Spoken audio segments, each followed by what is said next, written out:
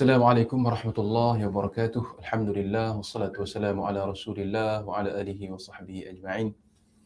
Alhamdulillah, pertama dan selamanya kita memanjat syukur kepada Allah Subhanahu wa taala. Alhamdulillah, perkataan yang agung, perkataan yang terbesar, tertinggi. Dalam keadaan kita senang, susah, dalam keadaan kita sakit, dalam keadaan kita sihat, dalam keadaan apa jua sekalipun, bagi orang yang soleh, orang-orang yang solehah, orang-orang yang dekat dengan Allah Subhanahu wa taala, mereka akan menyebut perkataan alhamdulillah, alhamdulillah, alhamdulillah. Alhamdulillah, segala puji bagi Allah.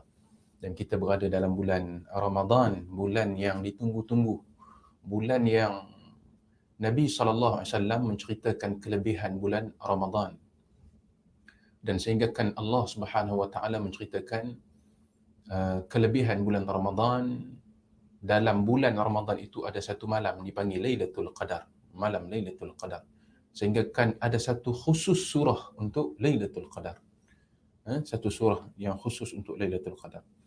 Nabi SAW menyebut bagi orang yang berpuasa, dan kita sentiasa dengar para asatizah, ustaz-ustaz ceramah di masjid, di surau, menceritakan kelebihan Ramadan, menceritakan kelebihan orang yang berpuasa.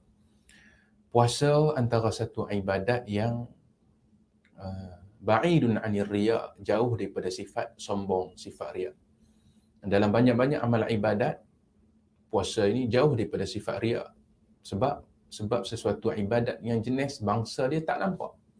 Orang yang puasa ni tak nampak puasa ke tak. Sebab makan minum ni dia boleh curi makan seorang-seorang. Tapi kalau solat, haji, umrah, zakat, benda tu boleh nampak. Kalau kita duduk dengan seseorang, kalau kata dia tak sembahyang, kita duduk 2-3 malam di rumahnya, kita perasan orang tu tak sembahyang. Tapi kalau puasa kita tak tahu. Sehingga kan duduk satu rumah sekalipun, kita tak tahu kawan kita tu puasa ke tak. Mungkin dia makan dalam diam-diam, di bilik dia ke, di tempat mana ke, dia minum ke, wallahu a'lam. Tetapi satu amal ibadat yang jauh daripada sifat riya', iaitu sifat ujub. Tak boleh nak tunjuk dekat orang kata kita puasa. Kelebihannya. Nabi SAW menyebut, man shoma Ramadan imanan wa ihtisaban ghufira lahu ma taqaddama min dhanbi. Nabi kata, man shoma Ramadan, siapa-siapa yang puasa bulan Ramadan, imanan wa ihtisaban, penuh dengan keimanan. Puasa maksud dia apa? Puasa menahan diri daripada lapar. Man shoma Ramadan imanan wa ihtisaban, itu untuk orang awam, menahan diri daripada lapar dan mengharapkan keampunan daripada Allah.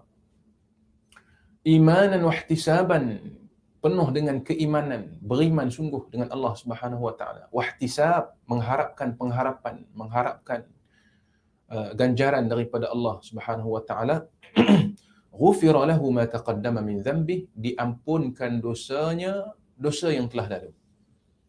Dosa-dosa yang telah lalu diampunkan dengan puasa, tapi dengan syarat penuh dengan keimanan, penuh dengan insaf. Insaf, kita berpuasa dalam keadaan insaf lillahi ta'ala, semata-mata kerana Allah.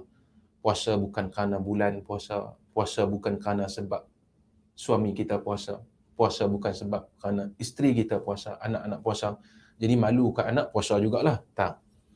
Puasa ini adalah satu perintah daripada Allah Subhanahu wa taala.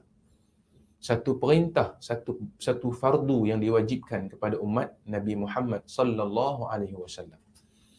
Bila kita berpuasa kerana Allah, kita ikhlaskan diri kerana Allah Subhanahu wa taala, maka Allah taala janjikan ganjaran yang sangat besar untuk orang yang berpuasa. Dalam kita berpuasa, pastinya dia memerlukan sesuatu yang dipanggil sabar. Kesabaran yang luar biasa. Kita nak kena sabar. Sebab orang yang puasa ni, bila orang tu tak makan, dia emosi dia terganggu. Kita bila lapar ni tuan-tuan, puan-puan sekalian, wajah sebenar dia tu, dia akan keluar lah. Sebab apa? Sebab tengah lapar. Orang tengah lapar ni, dia lain macam sikit. Bila kenyang tu okey. Tapi bila lapar tu, gangguan emosi. Gangguan emosi. Dia memerlukan kesabaran yang luar biasa. memerlukan apa memerlukan kesabaran yang tahap maksimum. Tahap maksimum. Dalam masa yang sama juga sabar untuk diri sendiri, dan dalam masa yang sama juga kita sabar untuk kita melihat sesuatu benda-benda yang ditegah oleh syarak, benda-benda yang tak dibenarkan oleh syarak, kita tengok. Dalam masa yang sama juga kita berpuasa, bukan sekadar kita menahan lapar dan dahaga sahaja, kita berpuasa dalam keadaan kita puasa semuanya, panca indera kita, tangan kita, mata kita, telinga kita, hidung kita, kaki kita, untuk berjalan ke tempat-tempat yang tak disukai oleh Allah Subhanahu Wa Taala. Puasa zahir dan batin. Orang duk ingat puasa ni puasa tahan makan saja. Itu orang awam, kedudukan awam, tahan lapar dan juga dahaga. Kita nak naik makam yang tinggi sikit, puasa yang digalakkan puasa dalam keadaan dia jaga hati dia. Dia jaga hati dia ni daripada sangkaan buruk. Benda-benda yang melibatkan dosa, lintasan benda-benda yang dosa, dia jaga. Mulutnya, sebab itu ada hadis Nabi SAW, ada berapa ramai orang yang berpuasa dalam keadaan puasanya sia-sia.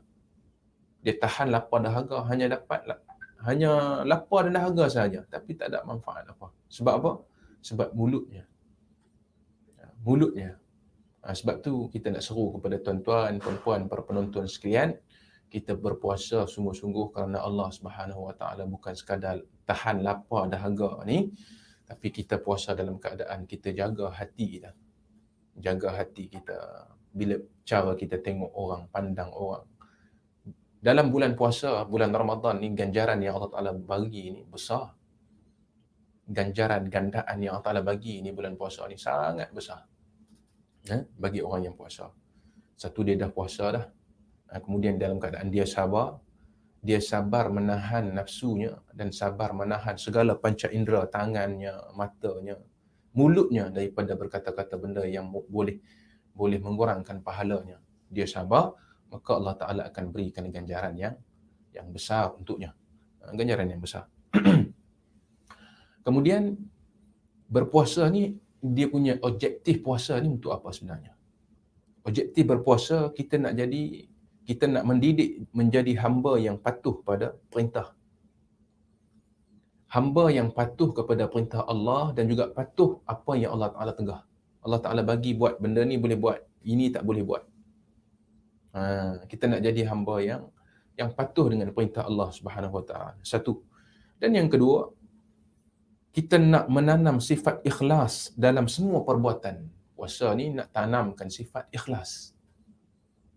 Ikhlas ni satu ibadat. Ikhlas ni ibadat, tapi ibadat yang tak nampak. Dia datang daripada lubuk hati kecil kita dalam. Ikhlas kerana Allah. Mulut boleh sebut kata kita ikhlas, tapi dalam ni yang menentukan keikhlasan kita kepada Allah Subhanahu Wa Taala. Kita nak didik hati supaya ikhlas tu susah. Dia mesti kena mulazamah, iaitu apa dia? Sentiasa, berterusan. Kita kena mulazamah, kena selalu buat sampai satu tahap, bila puasa itu sudah pun menjadi satu sebati dalam hidup kita. Sama juga dengan kita nak baca Quran. Sama juga dengan kita nak bersedekah. Kita nak buat satu kebaikan, bila kali pertama tu agak kaku juga. Kali pertama, kedua, ketiga, rasa macam dipaksa. Tapi bila dah lama kita buat, dah sebati dengan kita tak ada rasa apa dah. Tak ada rasa apa dah. Macam orang kerja, bila dia ulang alik, dia nak pergi tempat kerja dia. Kali pertama dia dapat kerja tempat jauh. Dia nak ulang alik pergi satu tempat, contohnya Kuala Lumpur, nak pergi Melaka, dapat kerja di Melaka. Melaka jauh. Tapi bila dia nak pergi ulang alik KL, Melaka, Melaka, kalau kata dia kerja kali pertama, dia pergi kedua, penat jauh. Tapi bila dah setahun, 2 tahun dia duk ulang alik pergi, dia rasa macam tak jauh mana Melaka, sat je sampai. Jadi biasa bagi dia ulang alik. Begitu juga bila seseorang itu bila mana dia berpuasa dan sentiasa mulazamah dalam kehidupan dia, puasa ni Isnin Khamis dia puasa, Ramadan tu dia sudah ada latihan sebelum ni masuk Ramadan, bagi dia tak ada masalah apalah. Sekadar itu, semoga semuanya dapat manfaat, dapat muhasabah diri balik, terutamanya diri saya sendiri, dan kita jumpa lain insya-Allah. Aqulu qawli hadha wa astaghfirullah. Wassalamualaikum warahmatullahi wabarakatuh.